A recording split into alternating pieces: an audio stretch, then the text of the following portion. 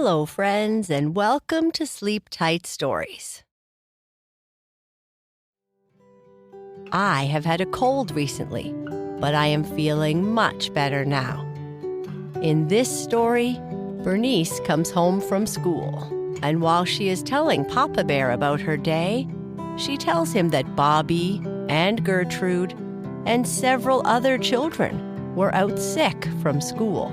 She and Papa Bear talk about this and how they can stay healthy. Bernice's friends don't feel well. "Hi, Papa, I'm home," yelled Bernice as she walked in the front door of their small house, closing the door quickly so all the warm air didn't escape. First, taking a moment to catch her breath, she said, "Papa, I think I am frozen like a popsicle." Papa, coming to the front door, said, "It is pretty cold outside, little bear. Your cheeks look all rosy." "Papa, it's so cold outside that even the snow bear in our front yard is wearing a sweater." "Yes, I was concerned he might be too cold, so I put an old sweater on him this morning," Papa Bear said, laughing. "Why don't you take your coat and boots off and come into the kitchen for some hot treats?" "Okay, Papa. The cookies smell super delicious." After she hung up her jacket and put away her winter boots, Bernice ran into the kitchen where Papa Bear placed a mug of hot cocoa on the table. "Wash your hands first, little bear, then sit and tell me about your day." After washing her hands, Bernice sat down and said, "Wow, I like the little marshmallows in my cocoa, Papa. Some are even pink." "What kind of cookies did you make today?" "Today I made an old favorite, oatmeal raisin. I used to make these for your mama a long time ago. She would sometimes eat them before she went on a run." "Was that back when you met her in that small town and you helped her carry her books and she felt sorry for you because you looked so hungry, so she made you turkey?" "I don't think that is quite how the story went, little bear, but yes, I did start making her cookies shortly after we became good friends. Because friends make friends cookies, right? Well, I do.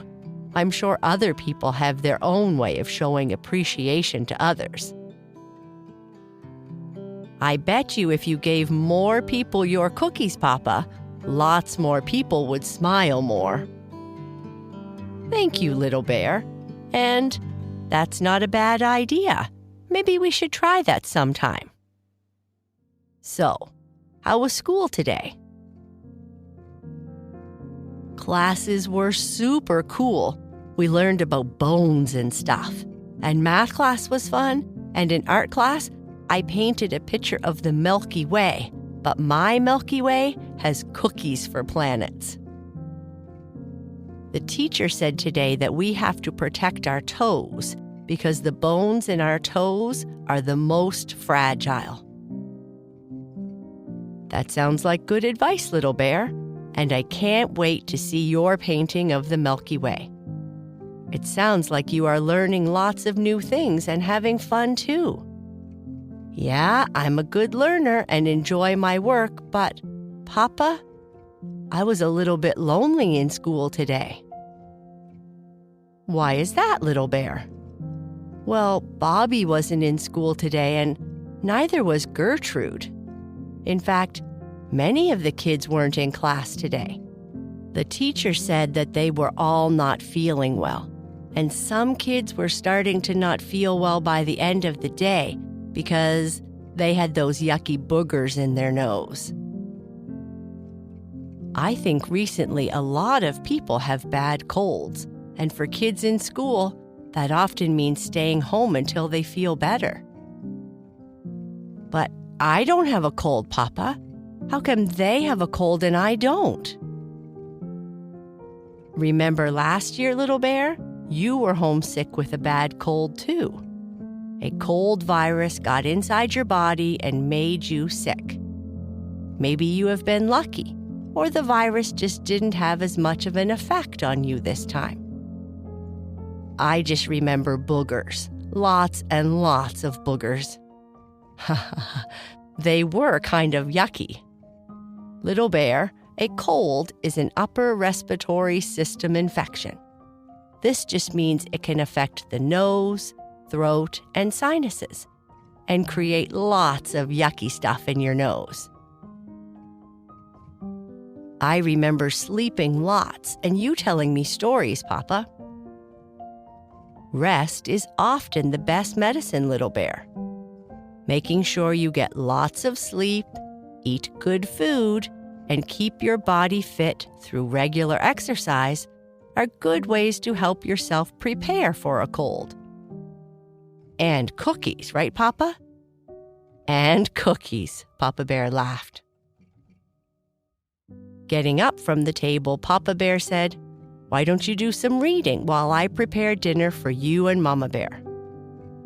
"Okay, Papa." After Bernice read, had dinner, and played Scrabble with her Mama and Papa, it was time for her bath and then bed. "Do you know what time it is, Papa?" Bernice said as she crawled into her bed and got cozy and warm with her friends, Twigga, Wolfie, and Madeline.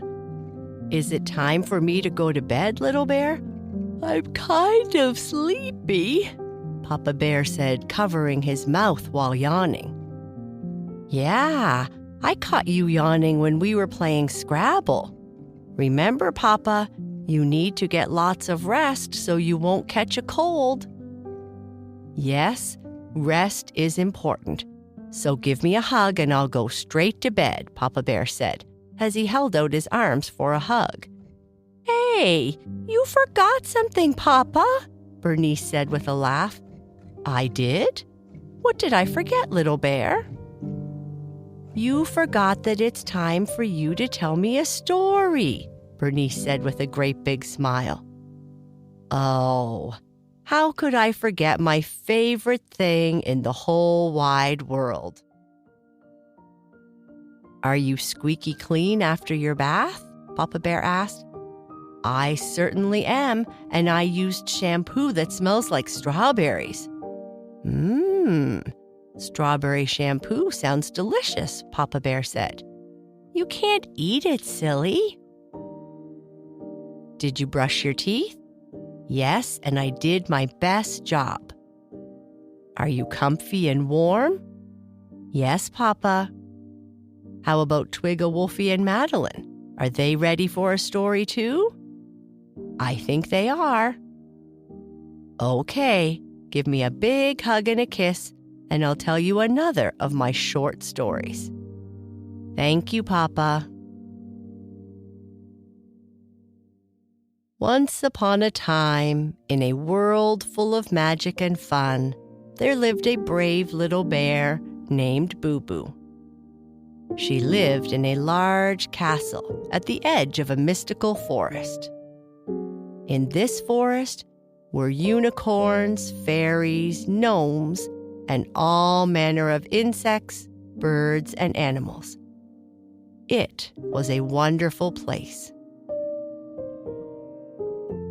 Her best friend was a young dragon called Kai Kai, and they liked to play as much as they could. The kingdom they lived in was full of people who lived in the meadows, those who lived in the hills, and those who lived in the forest.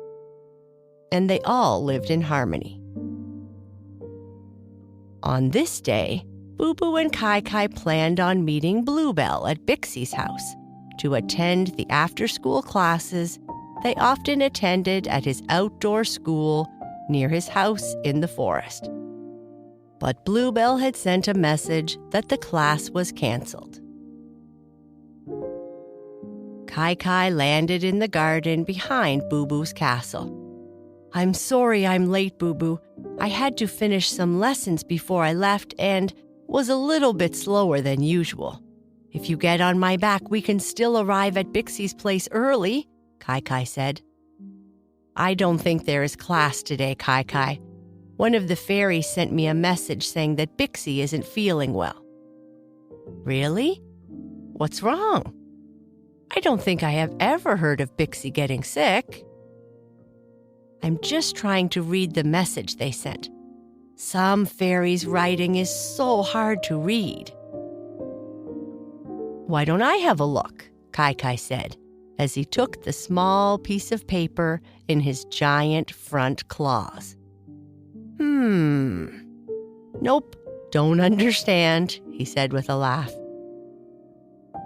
Looking at the message again, Boo Boo finally had an idea of what it meant. I think what they are saying, in their usual eloquent way, is that Bixby has a cold. Ah, that's too bad. No one likes getting a cold, Kai said. I have an idea. Why don't we take him something to eat that might make him feel more comfortable? Our cook always has some tasty broth on the stove, and I like drinking that when I don't feel well. That's a great idea, Boo Boo. I'm sure he might appreciate that and a visit from his best student. And who would that be? Boo Boo said with a laugh. Kai pretended to be upset, but then laughed. Boo Boo went to the kitchen, got a covered pot full of delicious broth, and quickly returned to the garden. Since you offered, why don't we fly over to Bixby's place? You haven't taken me for a ride in a long time. We flew just last week to the cookies and ice cream shop, Kai said, as he lowered himself down so that Boo Boo could easily get on his back. Really? It feels like forever, Boo Boo laughed. I think we better go back for more cookies and ice cream soon. That's a great idea, Kai said, as they slowly took off toward Bixby's house.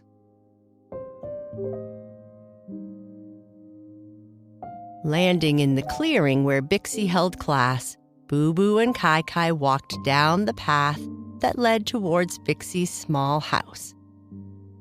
Because of his size, Kai was always a bit uncomfortable walking along the tree-lined paths. Some birds on the branches would complain when his head accidentally knocked them off. As they arrived at his house, Bixby came to the door. To what do I owe this pleasure? He asked with a cough. I hope you got the message that class was canceled today. We got the message, but I thought I would bring you something fresh and tasty. I always drink this when I'm sick. Achoo! Well, thank you, Boo Boo and Kai. I really appreciate it. Bixby continued. I haven't had a cold in a few cycles, but the older I get, the worse the colds are, it seems. You look cold, Bixby. Do you want me to blow some hot air into your house so that you can stay warm? Kai asked. That's nice of you, Kai, but I have a fire on, so my house is quite warm. I would invite you in, but I don't want to accidentally give you my virus. It's such a nuisance. We just wanted to check on you. We won't bother you with a visit, Boo Boo said. Thank you. It's so great to have students as kind as you both. I'm just going to sit in my chair by the fire, read books, and enjoy your tasty broth for a couple of days. Well, I hope you get well soon, Kai said. I'm sure I will be right as rain within a week. Turning to leave, Boo Boo said, I guess we will be off. We will check in with you later in the week. Thank you, Boo Boo and Kai. And with that, Papa Bear kissed Bernice on the forehead, adjusted her blanket, turned off her lamp, and quietly whispered, "I love you, little bear. Good night." And that's the end of our story. Good night. Sleep tight.